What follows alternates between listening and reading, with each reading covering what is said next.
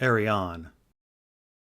On the morning that she left the Water Gardens, her father rose from his chair to kiss her on both cheeks.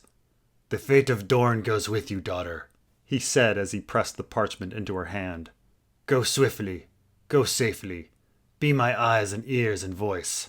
But most of all, take care." "I will, father." She did not shed a tear. Arianne Martell was a princess of Dorne, and Dornishmen did not waste water lightly. It was a near thing, though. It was not her father's kisses, nor his hoarse words that made her eyes glisten, but the effort that brought him to his feet. His legs trembled under him, his joints swollen and inflamed with gout. Standing was an act of love. Standing was an act of faith. "He believes in me. I will not fail him." 7 of them set out together on 7 Dornish sand steeds. A small party travels more swiftly than a large one, but the heir to Dorne does not ride alone.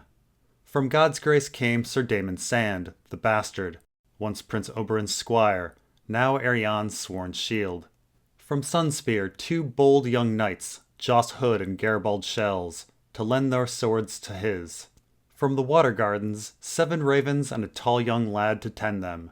His name was Nate, but he had been working with the birds so long that no one called him anything but Feathers. And since a princess must have some women to attend her, her company also included pretty Jane Ladybright and wild Elia Sand, a maid of 10 and 4. They struck out north by northwest, across drylands and parched plains and pale sands towards Ghost Hill, the stronghold of House Toland, where the ship that would take them across the Sea of Dorne awaited them. "Send a raven whenever you have news," Prince Doran told her, "but report only what you know to be true. We are lost in fog here, besieged by rumors, falsehoods, and travelers' tales. I dare not act until I know for certainty what is happening." "War is happening," thought Arianne, "and this time Dorne will not be spared." "Doom and death are coming," Ellaria Sand had warned them, before she took her own leave from Prince Doran. "It is time for my little snakes to scatter, the better to survive the carnage." Ellaria was returning to her father's seat at Hellholt. With her went her daughter Loreza, who had just turned 7. Doria remained at the Water Gardens, 1 child amongst 100. Obella was to be dispatched to Sunspear, to serve as a cupbearer to the wife of the Castellan, Manfrey Martell. And Elia Sand, oldest of the 4 girls that Prince Oberyn had fathered on Ellaria, would cross the Sea of Dorne with Arianne. "As a lady, not a lance," her mother said firmly. But like all the sand snakes, Elia had her own mind. They crossed the sands in 2 long days and the better part of 2 nights, stopping thrice to change their horses. It was a lonely time for Arianne, surrounded by so many strangers. Elia was her cousin, but half a child, and Daemon Sand. Things had never been the same between her and the bastard of God's grace after her father refused his offer for her hand. He was a boy then, and bastard born. No fit consort for a princess of Dorne. He should have known better. And it was my father's will, not mine. The rest of her companions, she hardly knew at all. Arianne missed her friends. Dre and Garen and her sweet-spotted Silva had been a part of her since she was little. Trusted confidants who had shared her dreams and secrets, cheered her when she was sad, helped her face her fears. One of them had betrayed her, but she missed them all the same. It was my own fault. Arianne had made them part of her plot to steal off with Myrcella Baratheon and crown her queen, an act of rebellion meant to force her father's hand. But someone's loose tongue had undone her. The clumsy conspiracy had accomplished nothing, except to cost poor Myrcella part of her face, and Sir Aerys Oakheart his life. Arianne missed Sir Aerys too, more than she ever would have thought. He loved me madly, she told herself, yet I was never more than fond of him. I made use of him in my bed and in my plot, took his love and took his honor, gave him nothing but my body. In the end, he could not live with what he'd done. Why else would her white knight have charged right into Ariohota's long axe, to die the way he did? I was a foolish, willful girl, playing at the Game of Thrones like a drunkard rolling dice. The cost of her folly had been dear. Dre had been sent across the world to Norvos. Garen exiled to Tyrosh for 2 years. Her sweet, silly, smiling Silva married off to Eldon Estermont, a man old enough to be her grandsire. Sir Aerys had paid with his life's blood, Myrcella with an ear. Only Sir Gerald Dane had escaped unscathed. Darkstar. If Myrcella's horse had not shied at the last instant, his long sword would have opened her from chest to waist, instead of just taking off her ear. Dane was her most grievous sin, the one that Arianne most regretted. With one stroke of his sword, he had changed her botched plot into something foul and bloody. If the gods were good, by now Obara Sand had treed him in his mountain fastness and put an end to him. She said as much to Daemon Sand that first night, as they made camp.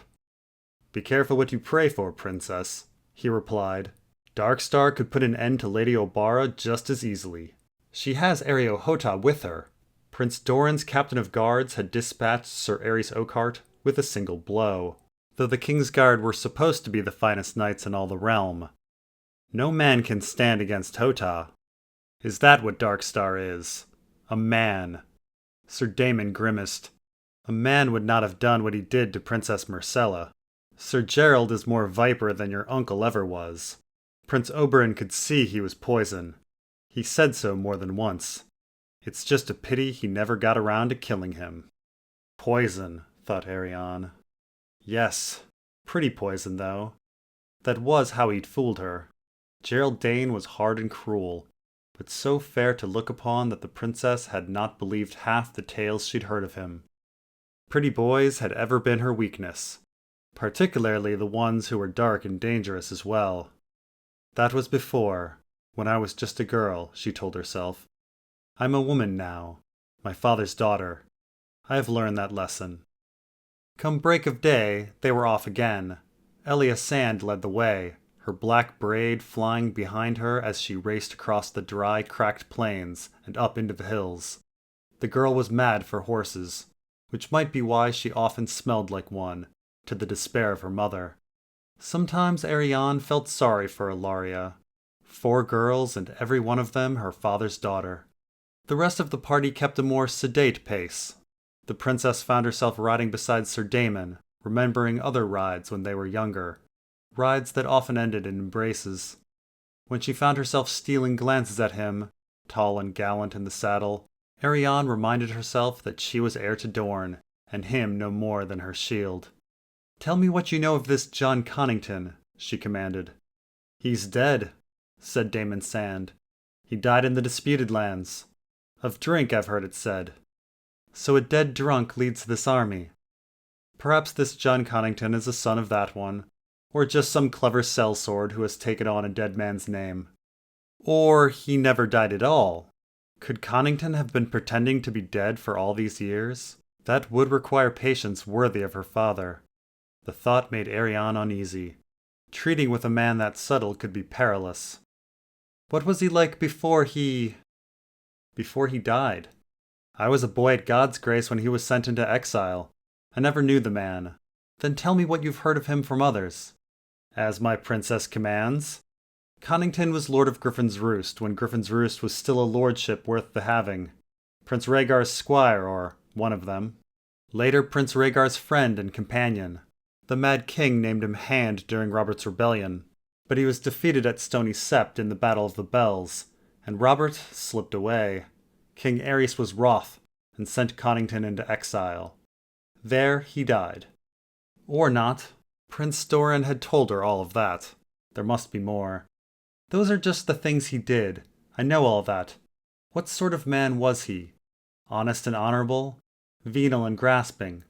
Proud? Proud for a certainty. Even arrogant. A faithful friend to Rhaegar, but prickly with others. Robert was his liege, but I've heard it said that Connington chafed at serving such a lord. Even then, Robert was known for being fond of wine and whores. No whores for Lord John, then? I could not say. Some men keep their whoring secret. Did he have a wife? A paramour? Sir Daemon shrugged. Not that I ever heard. That was troubling too. Sir Aerys Oakheart had broken his vows for her, but it did not sound as if John Connington could be similarly swayed. Can I match such a man with words alone? The princess lapsed into silence, all the while pondering what she would find at journey's end. That night when they made camp, she crept into the tent she shared with Jane Ladybright and Elia Sand, and slipped the bit of parchment out of her sleeve and read the words again. To Prince Doran of House Martell, you will remember me, I pray. I knew your sister well, and was a leal servant of your good brother. I grieve for them as you do. I did not die, no more than did your sister's son. To save his life, we kept him hidden, but the time for hiding is done. A dragon has returned to Westeros to claim his birthright and seek vengeance for his father, and for the Princess Elia, his mother. In her name, I turn to Dorne. Do not forsake us. Jon Connington, Lord of Griffin's Roost, hand of the true king. Arianne read the letter thrice, then rolled it up and tucked it back into her sleeve.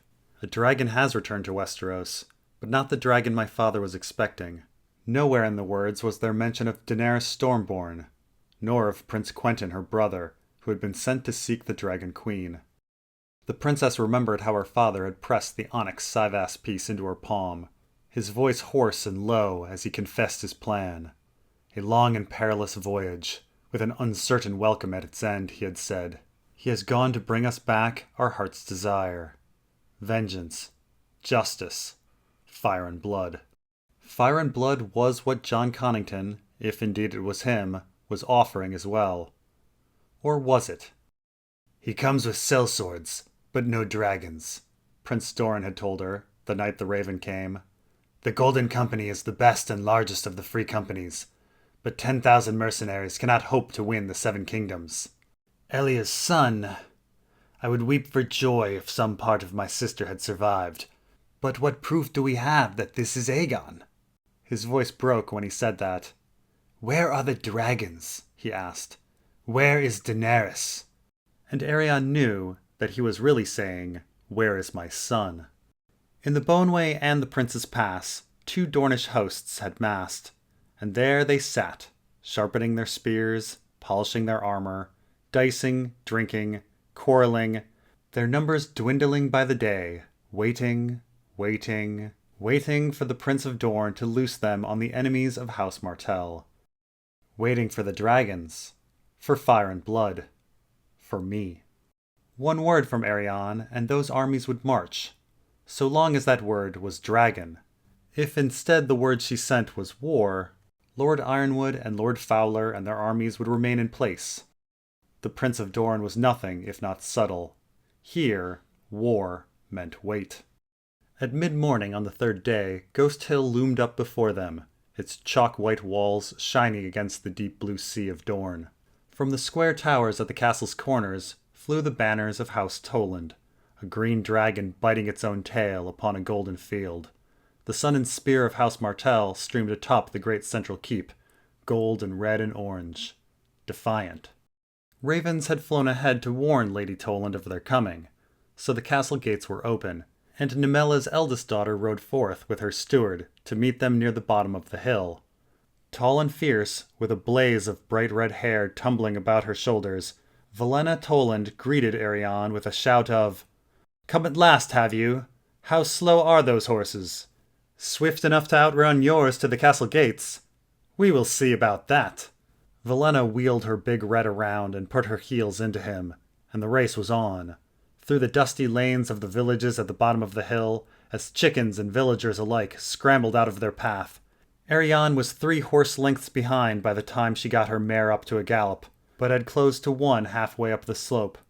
The 2 of them were side by side as they thundered towards the gatehouse, but 5 yards from the gates, Elia Sand came flying from the cloud of dust behind them to rush past both of them on her black filly. "Are you half a horse, child?" Valenna asked, laughing in the yard. "Princess, did you bring a stable girl?" "I'm Elia," the girl announced. "Lady Lance." Whoever hung that name on her has much to answer for. Like as not it had been Prince Oberyn, though, and the Red Viper had never answered to anyone but himself. "The girl jouster," Valenna said. "Yes, I've heard of you. Since you were first to the yard, you've won the honor of watering and bridling the horses." "And after that, find the bathhouse," said Princess Arianne. Elia was chalk and dust from heels to hair. That night Arianne and her knights supped with Lady Nemella and her daughters in the great hall of the castle. Tiora, the younger girl, had the same red hair as her sister, but elsewise could not have been more different. Short, plump, and so shy she might have passed for a mute. She displayed more interest in the spiced beef and honeyed duck than in the comely young knights at the table, and seemed content to let her lady mother and her sister speak for House Toland. "We have heard the same tales here that you have heard at Sunspear," Lady Nemella told them as her serving man poured the wine. "Sellswords landing on Cape Wrath, castles under siege or being taken, crops seized or burned. Where these men come from and who they are, no one is certain." "Pirates and adventurers, we heard at first," said Valenna. "Then it was supposed to be the Golden Company. Now it's said to be John Connington, the Mad King's hand, come back from the grave to reclaim his birthright. Whoever it is, Griffin's Roost has fallen to them. Rainhouse, Crow's Nest, Mistwood, even Greenstone on its island, all taken."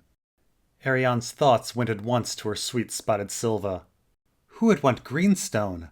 Was there a battle? "Not that we have heard, but all the tales are garbled."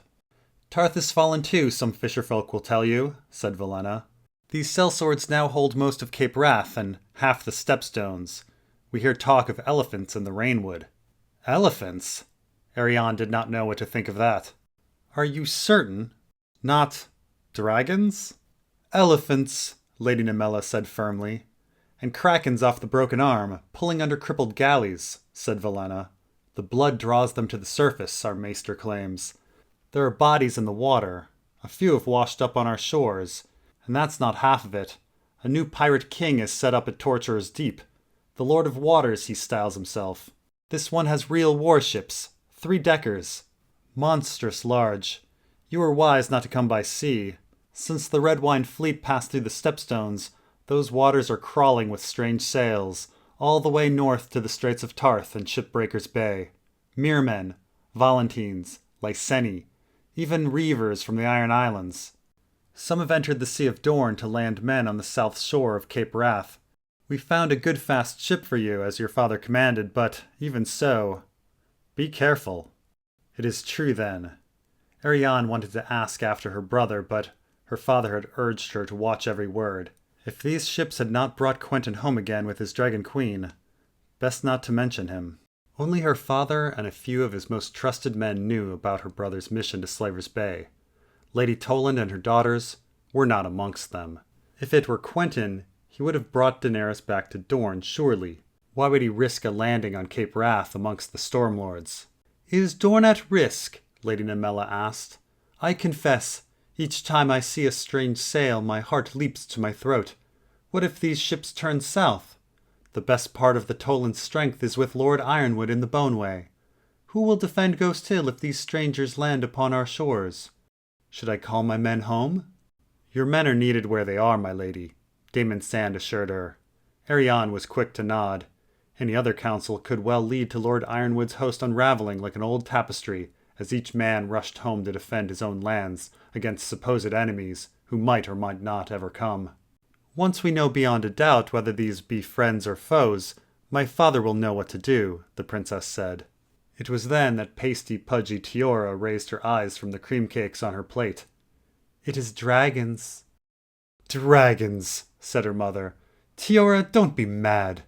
"I'm not. They're coming." "How could you possibly know that?" her sister asked, with a note of scorn in her voice. "One of your little dreams?" Tiora gave a tiny nod, chin trembling. "They were dancing in my dream, and everywhere the dragons danced, the people died." "Seven save us!" Lady Nemella gave an exasperated sigh. "If you did not eat so many cream cakes, you would not have such dreams. Rich foods are not for girls your age, when humors are so unbalanced. Maester Tommen says—" "I hate Maester Tommen," Tiora said. Then she bolted from the table, leaving her lady mother to make apologies for her. "Be gentle with her, my lady," Arianne said. "I remember when I was her age. My father despaired of me, I'm sure." "I can attest to that." Sir Daemon took a sip of wine and said, "House Toland has a dragon on its banners." "A dragon eating its own tail, aye," Valenna said, "from the days of Aegon's conquest. He did not conquer here. Elsewhere he burned his foes, him and his sisters, but here we melted away before him, leaving only stone and sand for them to burn. And round the dragons went, snapping at their tails for want of any other food, till they were tied in knots. Our forebears played their part in that, Lady Nemella said proudly. Bold deeds were done, and brave men died. All of it was written down by the maesters who served us. We have books if my princess would like to know more. Some other time, perhaps, said Arianne. As Ghost Hill slept that night, the princess donned a hooded cloak against the chill and walked the castle battlements to clear her thoughts. Daemon Sand found her leaning on a parapet and gazing out to sea, where the moon was dancing on the water. Princess, he said, you ought to be abed. I could say the same of you. Arianne turned her gaze upon his face. A good face, she decided. The boy I knew has become a handsome man. His eyes were as blue as a desert sky, his hair the light brown of the sands they had just crossed. A close-cropped beard followed the thin of a strong jaw, but could not quite hide the dimples when he smiled. I always loved his smile. The Bastard of God's Grace was one of Dorne's finest swords as well, as might be expected from one who had been Prince Oberyn's squire and had received his knighthood from the Red Viper himself. Some said that he had been her uncle's lover too, though seldom to his face. Arianne did not know the truth of that. He had been her lover, though. At 14, she had given him her maidenhead. Daemon had not been much older, so their coupling had been as clumsy as they were ardent. Still, it had been sweet. Arianne gave him her most seductive smile. We might share a bed together. Sir Daemon's face was stone. Have you forgotten, princess? I am bastard born. He took her hand in his. If I am unworthy of this hand, how can I be worthy of your cunt? She snatched her hand away. You deserve a slap for that. My face is yours. Do what you will. What I will, you will not, it seems. So be it. Talk with me instead. Could this truly be Prince Aegon? Gregor Clegane ripped Aegon out of Elia's arms and smashed his head against a wall, Sir Daemon said. If Lord Connington's prince has a crushed skull, I will believe that Aegon Targaryen has returned from the grave. Elsewise, no. This is some feigned boy no more, a sellsword's ploy to win support. My father fears the same. If not, though, if this is truly Jon Connington, if the boy is Rhaegar's son, are you hoping that he is, or that he's not? It would give great joy to my father if Elia's son were still alive. He loved his sister well. It was you I asked about, not your father. So it was. I was 7 when Elia died. They say I held her daughter Rhaenys once, when I was too young to remember. Aegon will be a stranger to me, whether true or false. The princess paused. We looked for Rhaegar's sister, not his son. Her father had confided in Sir Daemon when he chose him as his daughter's shield. With him, at least, she could speak freely. I would sooner it were Quentin who'd returned. Or so you say, said Daemon Sand. Good night, princess. He bowed to her and left her standing there. What did he mean by that? Arianne watched him walk away. What sort of sister would I be if I did not want my brother back? It was true she had resented Quentin for all those years that she had thought their father meant to name him as his heir in her place, but that had turned out to be just a misunderstanding. She was the heir to Dorne. She had her father's word on that. Quentin would have his dragon queen, Daenerys. In Sunspear hung a portrait of the Princess Daenerys who had come to Dorne to marry one of Arianne's forebears. In her younger days, Arianne had spent hours gazing at it, back when she was just a pudgy, flat-chested girl on the cusp of maidenhood who prayed every night for the gods to make her pretty. 100 years ago, Daenerys Targaryen came to Dorne to make a peace. Now another comes to make a war. And my brother will be her king and consort. King Quentin. Why did that sound so silly? Almost as silly as Quentin riding on a dragon. Her brother was an earnest boy, well-behaved and dutiful, but dull and plain. So plain. The gods had given Arianne the beauty she had prayed for, but Quentin must have prayed for something else. His head was overlarge and sort of square. His hair, the color of dried mud. His shoulders slumped as well, and he was thick about the middle. He looks too much like father. "I love my brother," said Arianne, though only the moon could hear her. Though if truth be told, she scarcely knew him. Quentin had been fostered by Lord Anders of House Ironwood, the Blood Royal, the son of Lord Ormond Ironwood and grandson of Lord Edgar. In his youth, her uncle Oberyn had fought a duel with Edgar, had given him a wound that mortified and killed him. Afterward, men called him the Red Viper, and spoke of poison on his blade. The Ironwoods were an ancient house, proud and powerful. Before the coming of the Rhoynar, they had been kings over half of Dorne, with domains that dwarfed those of House Martell. Blood, feud, and rebellion would surely have followed Lord Edgar's death, had not her father acted at once. The Red Viper went to Oldtown, thence across the narrow sea to Lyce, though none dared call it exile. And in due time, Quentin was given to Lord Anders to foster as a sign of trust.